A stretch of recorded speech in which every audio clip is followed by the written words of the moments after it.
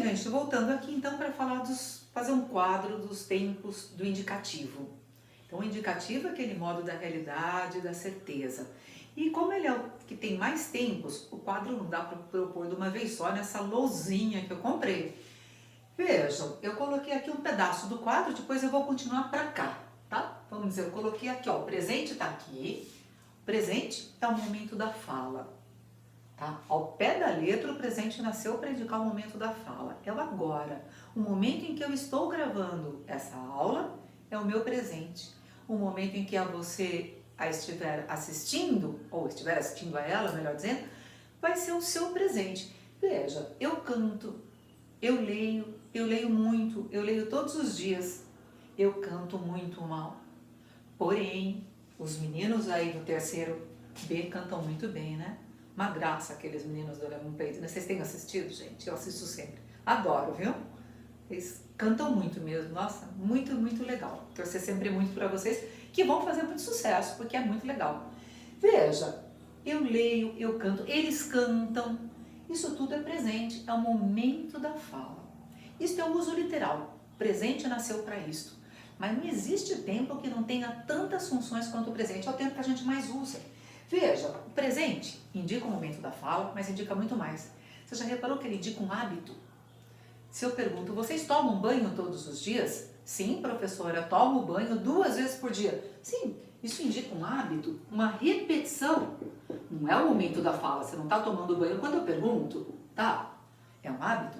Pode indicar uma ação duradoura, que às vezes dura uma vida inteira. Se eu encontro com uma antiga colega de colégio, e ela me pergunta, o que é que você faz? Eu digo, eu ensino, eu sou professora. Veja, não é uma ação que eu estou praticando naquele momento, nem é um hábito, não é uma ação repetitiva. Não, eu estou falando de uma ação duradoura, uma ação longa, prolongada, que dura a minha vida toda. Né? Faz 40 anos que eu dou aula, olha, uma ação longa. Mas o presente pode indicar coisa até maior. Veja, o presente pode não indicar tempo nenhum. Quando eu não quero que a minha frase tenha tempo, eu ponho o verbo no presente. E a frase fica atemporal. Reparem como os provérbios que tentam passar verdades não absolutas com poucas palavras, quem planta vento, colhe tempestade. Veja, tudo no presente. Quem espera sempre alcança. Estão no presente por quê? Porque querem passar verdades universais. E aí, escolhe o presente. Quando você vai fazer uma definição, né? Você faz, sei lá, o sujeito é o termo com o qual o verbo concorda. O sujeito é o assunto da frase. Por que a gente põe no presente? Porque fica temporal. Se eu pergunto, para você, o que é o amor? O amor é... Por que você põe no presente? Porque é uma verdade atemporal. Você quer que aquela frase dure, que ela seja sempre assim, né? Não tem a noção de tempo, né? Nem sempre, não tem a noção de tempo. Então, presente. Agora, ele tem funções mais esquisitas, que são não literais, das quais trataremos na aula 20, mas só para dar uma ideia para vocês. O presente, gente, além de fazer tudo isso, faz mais coisa. Depois eu retomo, mas só para dar uma ideia. Veja que o presente pode ser usado no lugar do futuro. Vocês já repararam nisso? A gente usa o presente no lugar do futuro para dar um tom bem de certeza. Fazemos isso no dia a dia. Eu chego para você não fez tarefa? Não, professora, não deu tempo, mas amanhã eu faço. Amanhã eu faço? Ao pé da letra ele devia me dizer amanhã eu farei. Porque é depois do presente, ele deveria usar o futuro. Não, mas diz amanhã eu faço porque ele tem certeza de que aquilo acontecerá. Depois, no dia seguinte ele esquece, mas tudo bem. Veja que também podemos usar o presente no lugar do pretérito, só que não está mais cabendo aqui e eu vou dar uma apertadinha. No lugar do pretérito, você vai falar, não é possível, presente no lugar do pretérito, usamos. Digo, eu estou contando para você uma coisa, eu digo, nossa, faz tanto tempo que eu não vou jantar fora, eu estou louca para sair. E a última vez que eu fui jantar em São Paulo, eu fui a um belo restaurante, um restaurante bem bacana. E quando entro no restaurante, quem encontro? Peraí, eu já entrei faz um tempão, eu já encontrei, porque eu estou pondo presente. Eu fui ao restaurante, eu fui a São Paulo, eu fui jantar com meu marido e uns amigos. Quando eu entro no restaurante, quem eu vejo? Por que de repente eu usei o presente? É isso mesmo, eu quero que vocês entrem comigo, eu quero que vocês tenham a mesma emoção de encontrar o Brad Pitt no restaurante. Olha, ou quero trazer aquele momento para o agora, para a nossa aula, e quero que vocês vivam essa emoção comigo. Ora, veja como o presente tem funções. Ele tem funções literais, ele nasceu para indicar o momento da fala, mas ele tem funções não literais. Isso vai acontecer com todos os tempos. Uns mais, outros menos, vai acontecer com todos. Mas nós vamos falar disso mais pra frente, tá? Na aula da próxima semana nós vamos nos aprofundar nisso. Hoje vamos nos preocupar com os literais, funções literais. O futuro do presente, para que serviria? Ora, o futuro do presente para qualquer ação posterior ao momento da fala. Tudo que ainda vai acontecer depois do momento em que eu estou falando. Então, amanhã eu estudarei, amanhã eu lerei, amanhã eu cantarei, amanhã eu farei a tarefa, aquelas palavras todas. Só que observa uma coisa, esquisitamente, embora a gente reclame que a gramática do português é muito difícil, que tem tempo demais, a gente conseguiu inventar mais. Veja, esta é a forma simples. Não existe composta na língua culta, mas nós criamos uma na linguagem popular. Observe que nós adoramos esta forma. Amanhã eu vou ler, amanhã eu vou estudar. Tem gente até que fala, amanhã eu vou ir. Que a princípio não estaria errado, né? Como raciocínio, a gente está usando o verbo auxiliar, ir, mais o infinitivo do verbo principal. Olha, se eu vou cantar, se eu vou sair, se eu vou comprar, eu vou ir. Mas isso não gostamos. Já criamos a regra e a exceção, veja bem. Então, esta forma, ela é coloquial, ela é popular. Não deve ser usada num texto elegante. Num texto elegante combina mais este futuro simples. No dia a dia usamos pouco futuro. Bem, vamos para cá. Agora para cá do presente. Tudo isso que está antes do presente, obviamente, é passado. Você vai dizer, peraí, mas existe, por acaso, um futuro no passado? Claro que existe. E para falar dele, eu vou falar antes do passado. Vou falar do pretérito perfeito. Observe aqui. Pretérito perfeito é um pretérito perfeitamente marcado. Toda ação que aconteceu, que eu posso dizer quando aconteceu, é pretérito perfeito. Olha, eu digo, ontem eu li um livro ótimo. Na sexta, eu cantei, fiz uma live, eu cantei. Veja, eu tenho um presente e eu tenho um pretérito. Um fato perfeitamente marcado, pontualmente marcado. Ele é pontual, tá? Ele é pontual. Está perfeitamente marcado. Eu cantei na sexta, eu li um bom livro no domingo e assim por diante. Agora, o que seria o futuro do pretérito? Observe que nome estranho. Pense no nome porque ele é exatamente isto. É futuro do pretérito. Isto é, ele é futuro em relação a uma ação passada. Esquisito, não? Eu vou ter que comparar duas ações para usar o futuro do pretérito no seu sentido literal. Veja, eu digo que no sábado eu liguei para a Marli. Observe, hoje é, sei lá que dia, nem sabemos com tanto feriado. Hoje é quinta-feira, eu estou fazendo essa aula na quinta-feira. Hoje é quinta-feira e eu conto para vocês. Eu liguei para a Marli no sábado. Pretérito perfeito, perfeitamente marcado, tá? Eu liguei para a Marli porque no domingo eu almoçaria com ela. Observe, bons tempos, hein? De almoçar com amigos, que delícia. Eu almoçaria com ela. Veja, ao pé da letra, o que é que isso quer dizer? Quando eu liguei para a Marli no sábado, o nosso almoço, que seria no domingo, ainda era futuro. Percebe o sentido disso? É um futuro do pretérito, ao pé da letra. Eu sei que você deve estar estranhando, você diz, mas eu poucas vezes uso isso. Não, você usa, mas eu acho que a gente usa mais o futuro do pretérito no seu sentido não literal como condicional. Eu compraria uma casa na praia se eu ganhasse na Mega Sena. Eu iria com prazer para a escola se acabasse a quarentena. Veja, são suposições, né? É o modo tempo condicional. Mas tudo bem, aí já é um uso não literal, não vem ao caso. Eu quero que vocês entendam o nome. Por que é futuro do pretérito? Futuro do pretérito que indica uma ação futura em relação a uma ação passada. O pretérito perfeito, perfeitamente marcado. Presente, futuro do presente, então futuro em relação ao presente. Pense sempre no nome do tempo que você vai entender, você vai se lembrar da razão pela qual esse tempo nasceu. Bem, gente, estou aqui completando o nosso quadro de tempos do indicativo. Você se lembra que eu tinha feito daqui pra frente, não é? Tinha feito esse pedaço aqui, tinha começado daqui e ido até lá no futuro. Agora eu fiz o pedaço de cá. Retomei o pretérito perfeito para falar dos outros pretéritos. Veja, então o presente é o momento da fala. Tudo aquilo que vem antes do presente é pretérito. Tem esse futuro, opa, errei, futuro do pretérito, tá? Que agora não vem ao caso. Eu coloquei aqui só para situar. Existe o futuro do pretérito, mas agora ele não nos interessa. Só estou lembrando que ele existe. Tá, beleza. E aí vamos falar dos 3 pretéritos que existem. O pretérito perfeito, o imperfeito e o mais que perfeito. Esses são muito importantes, nós usamos muito bem os 3, mas gostaria de mostrar-lhes a diferença. O perfeito, então, há pouco eu falei, né? Perfeito indica uma ação perfeitamente marcada, perfeitamente acabada. Sempre que você pode dizer quando aconteceu, você está querendo precisar quando aconteceu uma ação, você naturalmente vai escolher o pretérito perfeito. Então eu digo, em 1975, eu cantei numa casa de shows enorme, tá? Sexta, eu caí da bicicleta. Oh, meu Deus. Ontem eu bebi demais.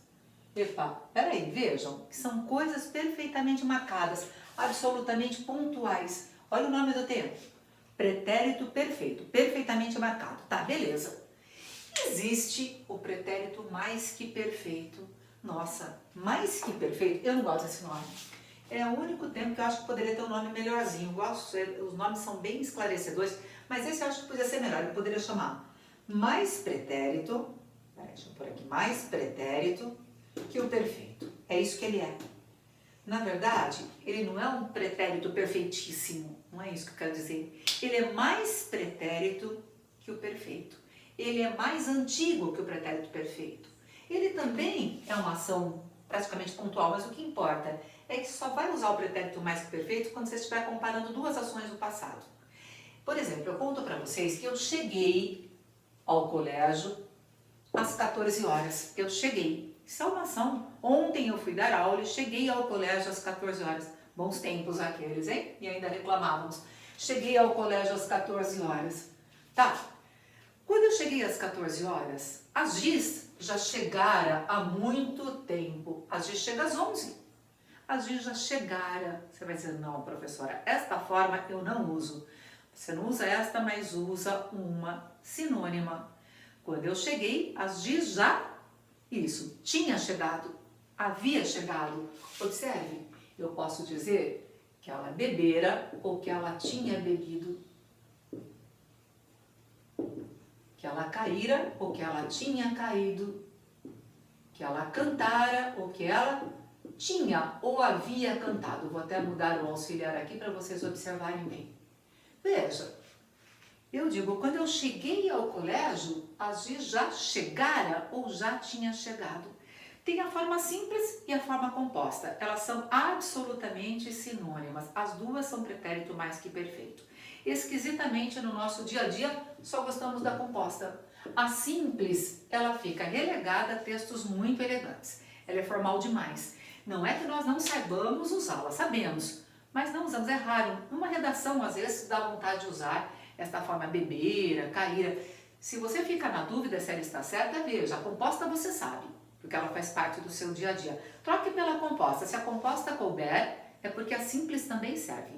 Deu vontade de dizer na redação, o pai já fora feliz. Peraí, fora, será que está certo? Pensa, tinha sido. Tinha sido, combinou? Então sim.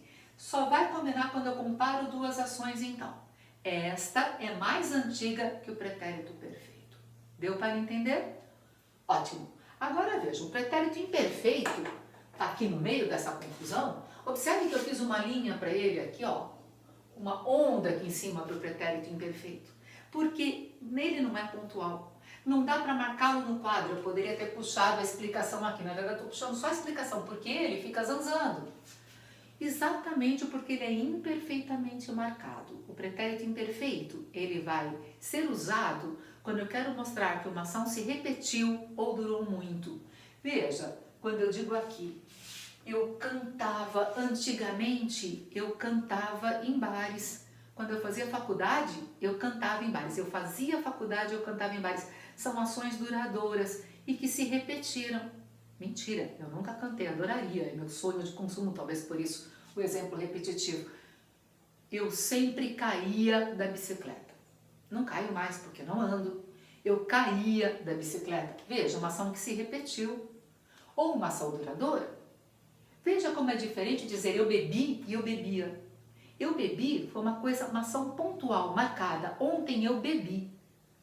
Mas antigamente eu não bebia nada alcoólico. Hoje bebo, hoje tomo. Veja como muda o sentido. Nós sabemos usar, sabemos perfeitamente usar. Claro que esses tempos, os pretéritos todos, eles também vão ter usos não literais, de que eu não vou falar agora. Só tem uma coisa que eu queria falar com vocês ainda sobre o pretérito perfeito. Queria dar uma explicação, uma questão que caiu uma vez na Unicamp, é um fato muito interessante, muito esquisito. O pretérito perfeito também tem forma composta. Veja, a forma composta de eu cantei, por exemplo, é eu tenho cantado. Opa, muito esquisito isso, podem perceber. Eu tenho cantado é a forma composta de eu cantei, porque repare que o significado não tem nada de igual. Né? Eu cantei é perfeitamente marcado, merece o nome de pretérito perfeito. Eu tenho cantado não merece o nome de pretérito, nem de perfeito, muito menos de perfeito, porque não é perfeitamente acabado, não é perfeitamente marcado. É uma ação que começa no passado e que se prolonga até o presente. Como é que eu digo que essa é a simples e essa é a composta? Peraí, não pode, tá errado, a gramática errou? Não é que a gramática errou, gente, é que a língua mudou, a língua é viva e ela está sempre mudando. Isso mudou. No século XIX, ainda essas duas formas verbais eram sinônimas. Esta era pretérito perfeito. Se você lembrar, se você já estudou italiano, já estudou francês, eu não falo de espanhol porque eu nunca estudei espanhol, mas me parece que é a mesma coisa. No francês e no italiano, eles usam este pretérito perfeito no dia a dia. Eles só usam forma composta. Eles nunca dizem eu fui, eles dizem eu tenho ido. Ora, em italiano e em francês só composta. Essa simples fica relegada à literatura, a um texto muito elegante, usado nessas narrações literárias, escritas no dia a dia para falar, eles usam o pretérito perfeito composto. E no Brasil, usávamos as duas formas também como sinônimas. Veja, no Machado de Assis tem um exemplo, ele diz, felizmente minha irmã, ela não tem casado. Minha irmã não tem casado? Peraí, para nós o que significaria isto hoje? Ela não tem casado significa que ela parou com essa mania, né? Deixou de casar, agora ela não está mais casando, perdeu, faz um ano que ela não casa mais, desistiu disso. Peraí, ela não casou é outro papo totalmente diferente, ela ficou solteira, ela não casou. Para nós são duas ações muito diferentes, mas o Machado de Assis usou esta no sentido desta, porque eles significavam a mesma coisa. Na prova da Unicamp, o que é que eles fizeram então? Eles colocaram dois artigos de jornal, né? Um atual e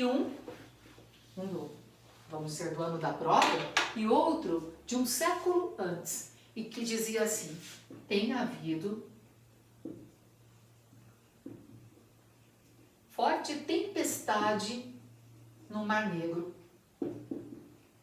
Gente, tem havido tempestade? Não. Para nós, como é que ficaria isso hoje? Houve forte tempestade no Mar Negro. Nós usaríamos o pretérito perfeito simples, não o composto. Aí eles pediam, não só para mudar a frase, atualizar, né, o tempo verbal, pediu para escrever uma notícia que fizesse sentido hoje com esta forma tem havido. Para, tem havido greves pelo país todo. Tem havido greves. Tem que ser aqui uma coisa no plural, porque se tem havido indica repetição. Então não pode tem havido uma tempestade, mas tem havido tempestades, tem havido greves, aí sim, né? Porque dá um tom de repetição. Essas coisas começaram a acontecer no passado e continuam a acontecer no presente. Portanto, o que a gramática está precisando fazer é atualizar isso, né? A gramática demora para atualizar um fenômeno de mudança linguística, exatamente porque é preciso saber se mudou geral, ou se para nós mudou, não mudou em outro estado, em outro país de língua portuguesa. Mas eu tenho a impressão que aqui no Brasil não se usa mais isso como